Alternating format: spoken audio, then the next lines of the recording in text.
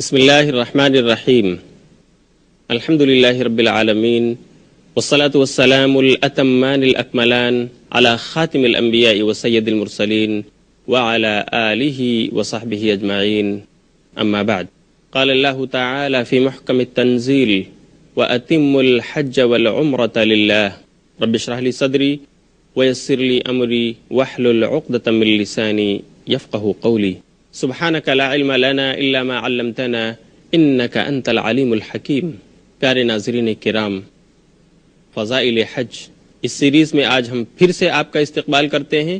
السلام علیکم ورحمۃ اللہ وبرکاتہ۔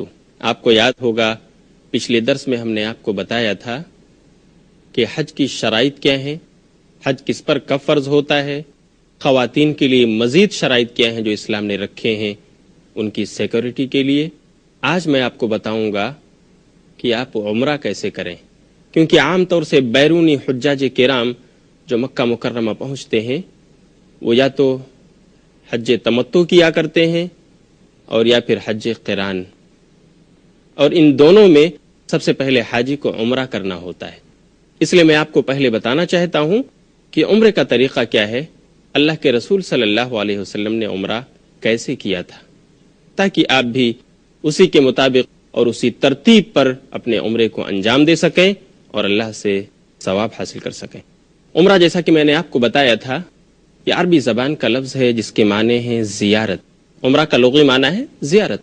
شریعت کی اصطلاح میں عمرہ کہتے ہیں کہ خاص بیت اللہ کی زیارت کرنا، خانہ کعبہ پہنچ کر خانہ کعبہ کا طواف کرنا اور پھر صفا اور مروہ کے درمیان 7 چکر لگانا، اس کے بعد اپنے بالوں کو چھوٹا کرا لینا یا مڈوا لینا، چھلا لینا، اس کے بعد آپ کا عمرہ ادا ہو گیا۔ البتہ بالوں کا چھلانا یہ زیادہ افضل ہے، جس کا ذکر قرآن کریم اور حدیث رسول میں بھی ہے۔ عمرہ ایک ایسی افضل عبادت ہے جسے نبی صلی اللہ علیہ وسلم نے خود اپنی زندگی میں 4 مرتبہ ادا فرمایا ہے۔ آپ نے حج تو صرف ایک بار ادا کیا جو آپ کا پہلا بھی تھا اور آخری بھی، اس کا نام حجۃ الوداع ہے، لیکن عمرے آپ نے 4 ادا فرمائے۔ مسند احمد نے اور اسی طرح سنن ابو داؤد نے ایک روایت نقل کی ہے جو حضرت ابن عباس رضی اللہ تعالیٰ عنہ سے مروی ہے۔ یہ صحیح روایت ہے۔ ابن عباس رضی اللہ تعالیٰ عنہ کہتے ہیں اعتمر النبی صلی اللہ علیہ وسلم 4 عمر، عمرۃ الحدیبیہ، عمرۃ القضاء، والثالث من الجعرانہ، والرابع مع حجته، رواہ احمد و ابو داود۔ ابن عباس رضی اللہ تعالیٰ عنہ کہتے ہیں کہ نبی صلی اللہ علیہ وسلم نے کل 4 عمرے ادا فرمائے۔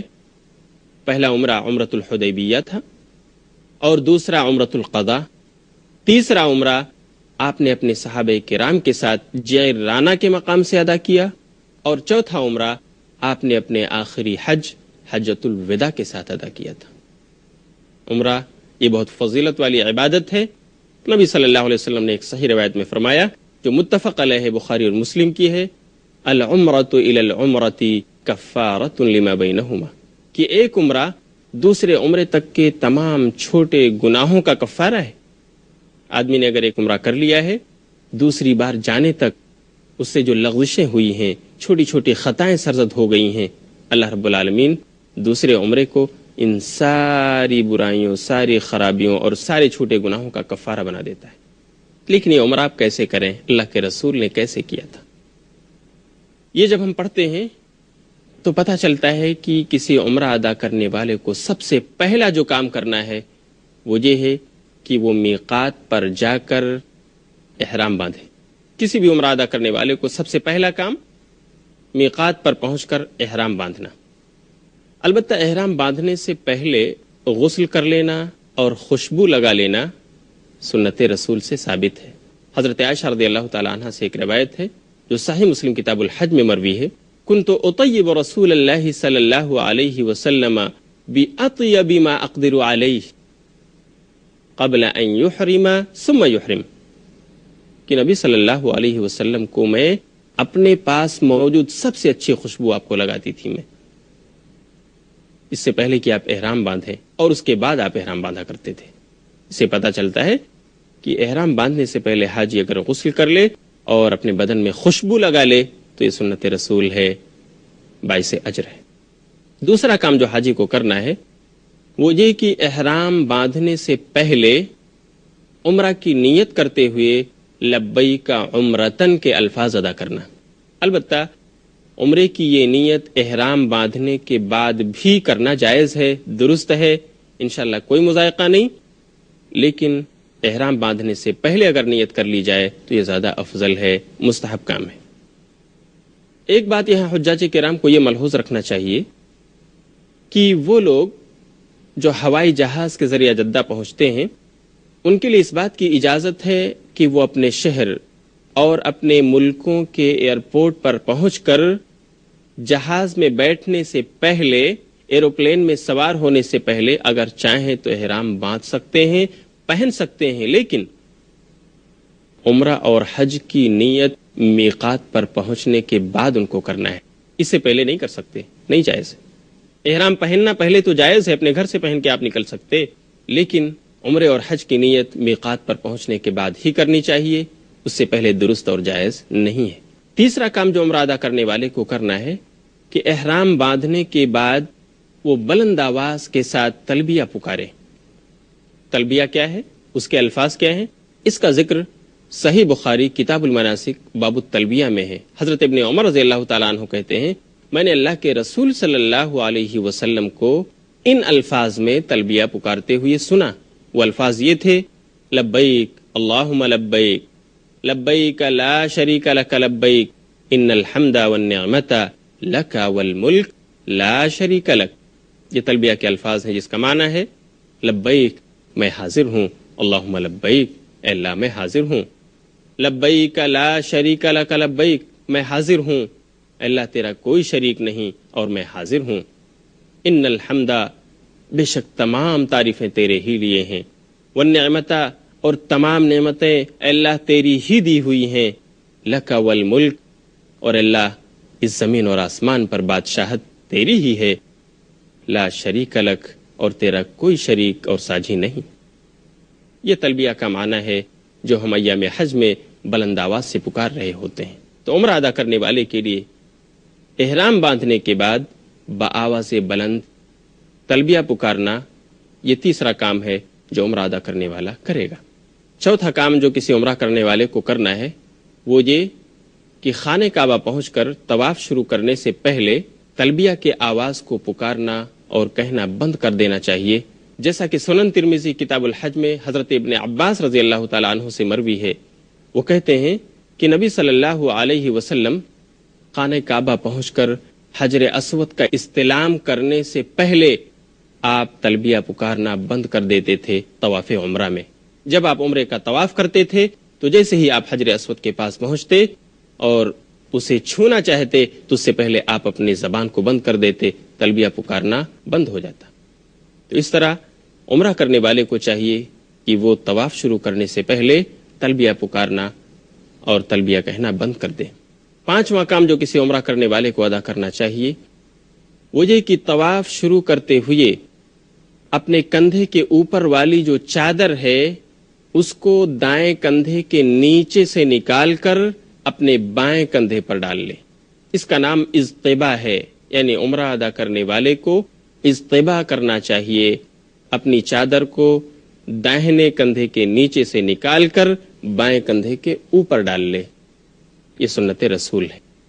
پورے طواف وداع میں اس کا یہ کندھا کھلا رہنا چاہیے، جیسا کہ نبی صلی اللہ علیہ وسلم کی حدیث میں ہے۔ صحابی کہتے ہیں کہ اللہ کے رسول صلی اللہ علیہ وسلم نے جعرانہ کے مقام سے اپنے صحابہ کرام کے ساتھ عمرے کا احرام باندھا اور آپ نے آ کر کے عمرہ ادا کیا تو اپنے کندھے کی چادر کو دائیں کندھے کے نیچے سے نکال کر اس کا پلو آپ نے بائیں کندھے پر ڈال لیا اور آپ نے طواف کے 7 چکر مکمل کیے۔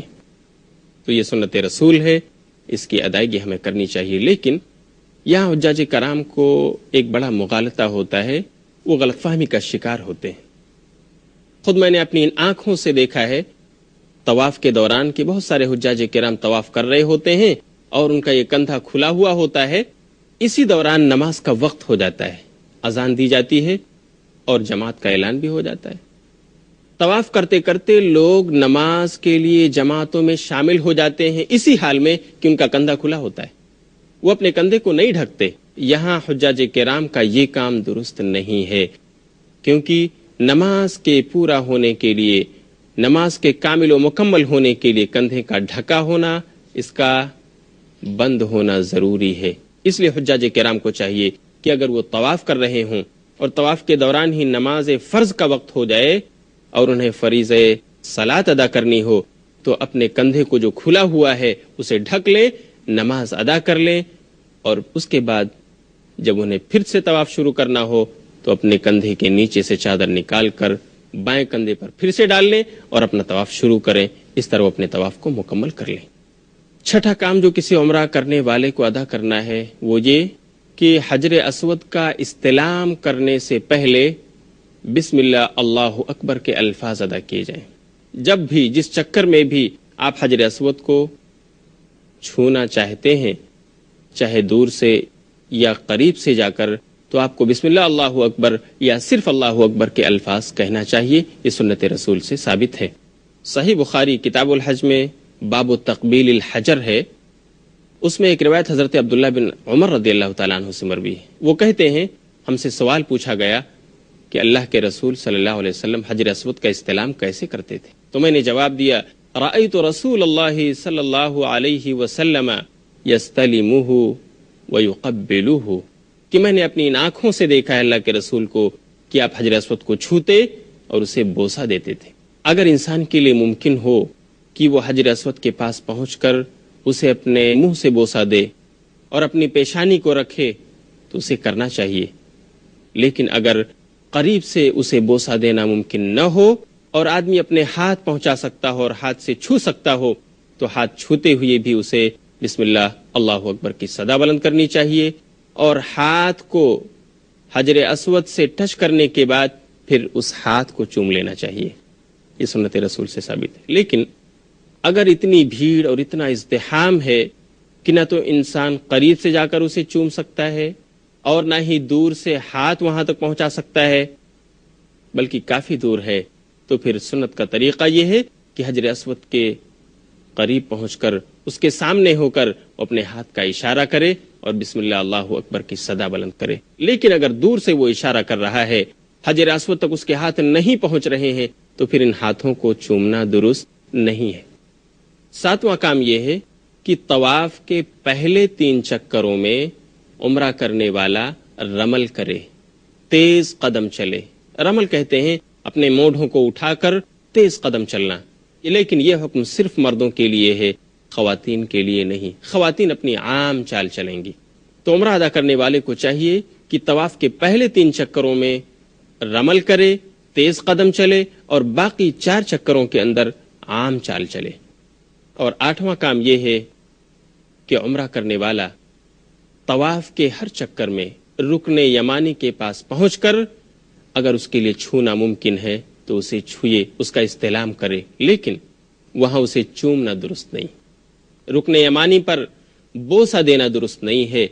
اسی طرح اگر اس کے ہاتھ رکن یمانی تک نہ پہنچ رہے ہوں بلکہ وہ دور ہو، تو جس طرح وہ حجر اسود کے سامنے اپنے ہاتھ اٹھایا کرتا تھا، اشارے کیا کرتا تھا، رکن یمانی کے سامنے ہاتھوں کا اشارہ کرنا جائز اور درست نہیں ہے۔ یہاں پر اسے گزر جانا چاہیے۔ اور رکن یمانی اور حجر اسود کے درمیان ایک دعا جو اللہ کے رسول سے ثابت ہے پڑھنا چاہیے۔ وہ دعا ہے ربنا آتنا فی الدنیا حسنۃ وفی الآخرۃ حسنۃ وقنا عذاب النار۔ حضرت عبداللہ بن صائب رضی اللہ تعالیٰ عنہ ایک صحابی ہے، وہ کہتے ہیں کہ میں نے اللہ کے رسول صلی اللہ علیہ وسلم کو رکن یمانی اور حجر اسود کے درمیان یہ دعا پڑھتے ہوئے سنا ہے، ربنا آتنا فی الدنیا حسنہ وفی الآخرۃ حسنہ وقنا عذاب النار، کہ ہمارے رب ہمیں اس دنیا میں بھی نیکی اور بھلائی عطا فرما، اور قیامت کے دن بھی آخرت میں ہمیں نیکی اور بھلائی عطا فرما، وقنا عذاب النار، اور آخرت میں ہمیں جہنم کے عذاب سے بچا لے۔